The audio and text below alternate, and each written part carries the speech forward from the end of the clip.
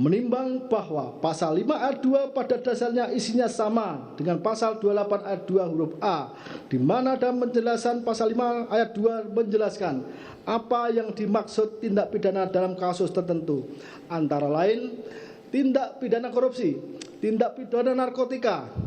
psikotropika, tindak pidana terorisme, dan tindak pidana lain yang mengakibatkan posisi saksi dan korban dihadapkan pada situasi yang sangat membahayakan jiwanya.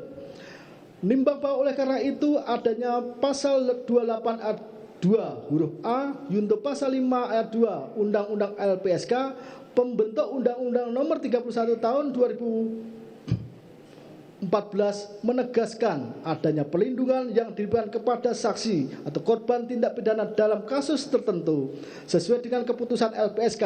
sedangkan yang termasuk tindak pidana dalam kasus tertentu antara lain tindak pidana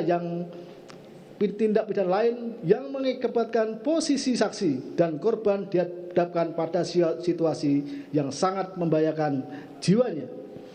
Menimbang bahwa mengingat pembentuk undang-undang telah menghendaki lembaga perlindungan saksi dan korban diberikan kewenangan memutuskan adanya kasus-kasus tertentu, yaitu antara lain tindak pidana lain yang mengakibatkan posisi saksi dan korban dihadapkan pada situasi yang sangat membahayakan jiwanya, maka sesuai rekomendasi LPSK tertanggal 11 Januari 2023 kepada terdakwa Richard Eliezer, tindak pidana yang dihadapi terdakwa dapat dikategorikan termasuk dalam pengertian tindak pidana dalam kasus tertentu sebagaimana dimaksudkan dalam Undang-Undang Nomor 32 Tahun 2014 tentang perubahan Undang-Undang Nomor 13 Tahun sebagaimana dimaksud dalam Undang-Undang Nomor 31 Tahun 2014 tentang perubahan Undang-Undang Nomor 13 Tahun 2006 tentang perlindungan saksi dan korban. Menimbang